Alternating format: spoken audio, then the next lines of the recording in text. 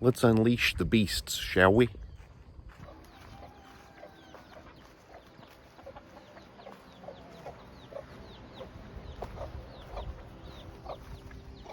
Now, what are you little things doing out here? You shouldn't be away from your mommy chicken. But I guess she can't get to you because she's stuck in here. All right, let's fix this. Oh, geez. Okay, there we go. Everything's fine. Mommy chicken can get back to her babies now.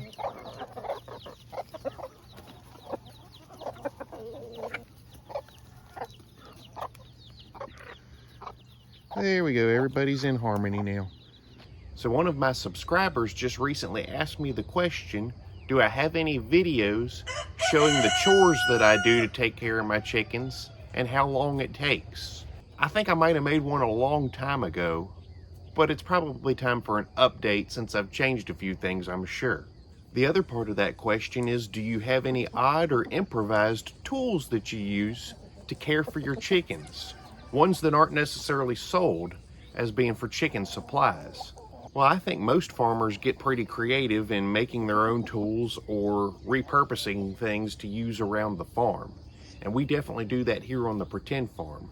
So I'm going to show you some of the stuff that we've used or altered in order to care for our chickens better and make life a little easier here on the farm. Let's get into it. Now, I try and do my chores early in the morning, or if I'm not going to do that, later in the day. And the reason why is because mid-morning on into afternoon, the nest boxes are almost always going to be full with hens laying. I think we've already had 1 or 2 lay yet this morning, but they haven't really cranked up their egg production yet today. So for minimal disturbance and interference, I try and get out here early and do this, and especially since it's going to hit... Bucky, do you mind? It's going to hit 100 degrees here today. We want to go ahead and get in and out of here before it gets really hot. I'm going to go ahead and unplug our fan real quick we got running because we don't want that blowing all this litter around while we're scooping it. But I'm going to go ahead and start shoveling and cleaning out the coop. This is something in the summertime I do once a week. In the wintertime, I push up to about every 2 weeks. But summertime, you really want to stay on top of scooping out their litter, make sure they definitely have clean bedding. The summer heat just accelerates nastiness like threefold. So you really want to keep their poop out of the coop in the heat. You don't have to worry about parasites, maggots, all that smell and stuff. The flies aren't as bad. Summer cleanouts are more important.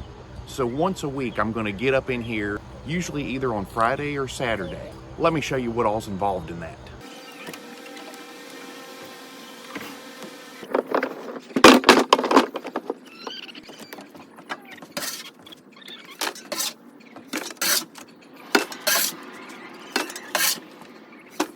So you guys want to talk about improvising to use tools to care for my chickens?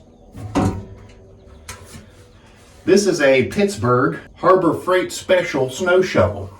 This is a really deep shovel. Works great for scooping out pine shavings. I keep their shovel hanging in the coop at all times for easy access during cleanouts like this, alongside of their Harbor Freight scraper that I bought. I also bought these hooks at Harbor Freight so that I can have their scraper and their shovel, everything I need to clean their coop out, just inside the door. I don't have to go get it out of another shed. So obviously what I do is I get here and I shovel all my shavings out, but sometimes there's poop stuck to things like the roost bars, and we don't want that there. Let me show you. We're just gonna come in here with our scraper.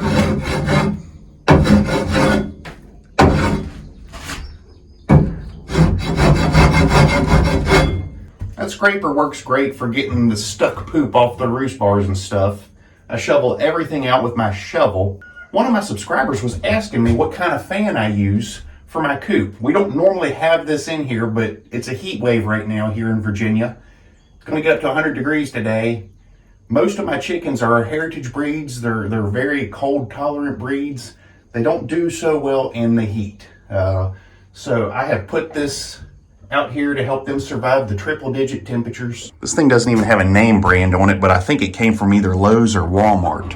But as you can see, it's got this triangular bracket here that was designed to sit on the floor, and then the fan can tilt to blow up, down, sideways, whatever. I took this 3/4 inch EMT clamp that was designed for electrical conduit. Well, turns out it fits perfectly over this bracket. So I put a 1/4 inch screw in. It holds the fan up against their louvers there. I put it in a strategic spot so that it's just kind of drawing air in from outside and blowing it across and out that way, sort of. And the chickens roost right here in between. So they're gonna get that draft at night, and it's gonna help make them a whole lot more comfortable. Now I got everything cleaned out pretty good here, but obviously the shovel can't get all these shavings, and Pretend Farmer's pretty OCD. I think while I've got an extension cord out here, I might just go ahead and run a shop vac through here to really make this super clean and dust-free environment.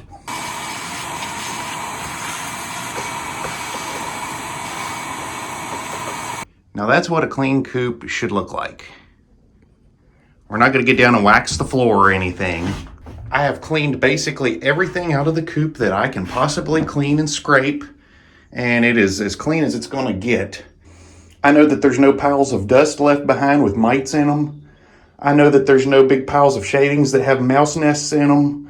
You know, this coop is going to be the healthiest environment that I can possibly provide for my chickens.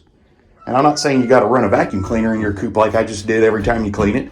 But I tell you, this is really what I shoot for, because, I mean, there's just, you know, you're starting with a clean template. To me, that is ideal.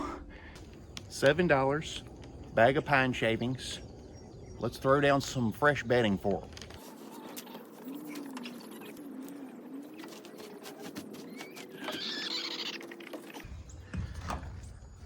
There's our final product. Guess she doesn't want to be a part of the show. But yes, there's a clean coop, clean roost bars, clean bedding, clean nest boxes. Now you guys have all seen the automatic chicken coop doors that work off of either batteries or solar, and they'll open and close to let your chickens in and out of the coop. There's all sorts of them on Amazon. They're about anywhere from $150 to like $300. Well, here's the Pretend Farmer's invention.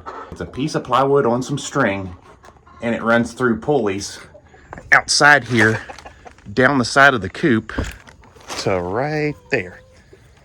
Let me show you how this works.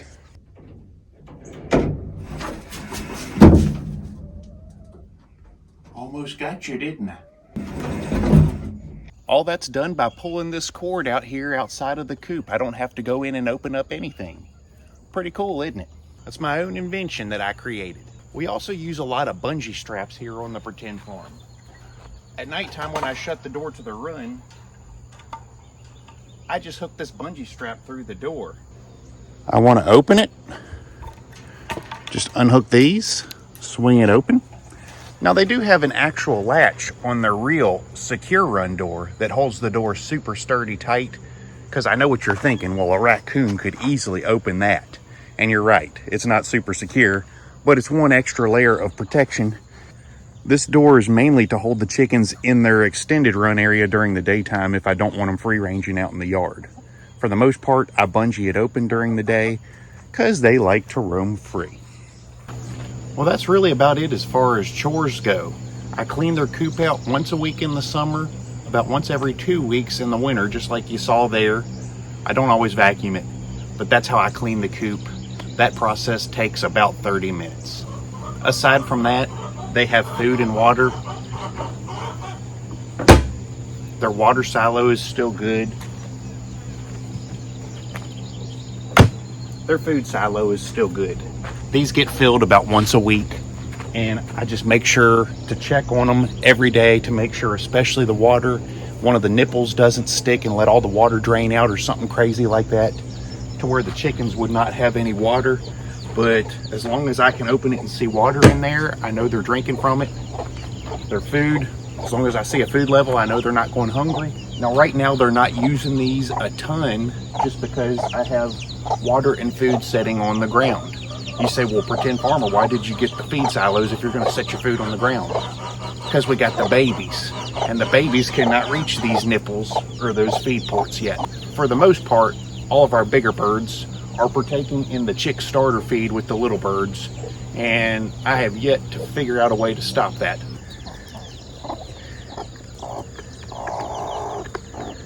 You can see their mommy chicken doesn't like it when the other chickens come up and eat her baby chicken food. You know, something else to note is that in really hot weather like we're having here, water like this is actually good for chickens because they can dunk their whole beak down in the trough and it kind of helps them to cool down. They can get their whole beak wet versus you got the nipples like this where they have to peck at them and they really don't get that good cooling sensation. So it doesn't hurt to set out water like that. Oh yeah, you done pushed it too far now, chicken. But yes, it's good to have extra water, different types of sources in the summertime so that they can have options and stay cool. Oh look, she's gonna feed them out of there. Now, isn't that just, that's just great. That is just great. You know, we talked in our last video about worms, about the importance of keeping the run area clean. And that's one of the good things about this feeder is other than this fine little powder here, there's no feed getting spilled on the ground from this thing. So what I'll do is I'll take my leaf blower out here and I can literally blow most of this litter and extra feed and stuff off the ground and it'll be nothing but bare dirt.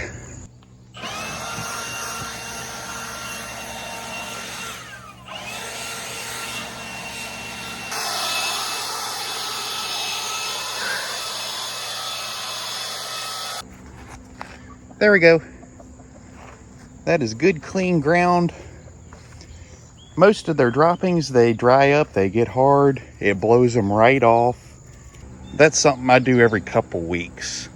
Some other neat things we've done here on the pretend farm that are just real simple off materials you got laying around is we've made this chicken swing. All it is a board with 2 holes drilled in it, suspended by some rope. And the chickens swing on this pretty regularly. I've got it in a lot of my videos, you'll see them swinging. There's a little box I made them with some dirt in it. Great for taking dust baths. This is Dust Bath 2.0, and this will fit pretty much all my chickens in there at once. And I've seen them really pack it full to take some good dust baths. Just a simple box with landscaping timbers is all it is. Do you like the window I put on my coop door? It's simply plexiglass. I framed it in to look like a real window, but we all know it's not. That's really all it is to keeping chickens. You can take an hour out of your Saturday morning, do all the things that we've done in this video, and through the week, all you do is just gather their eggs and keep tabs on their food and water. It's really as simple as that. It doesn't take much time, and you treat your chickens well, they'll treat you well. Until next time, this is the Pretend Farmer reminding you to take good care of your chickens. Enjoy your chores. It's time that you get to spend with them quality chicken time. And enjoy those eggs as well. Until next time, this is the Pretend Farmer signing out.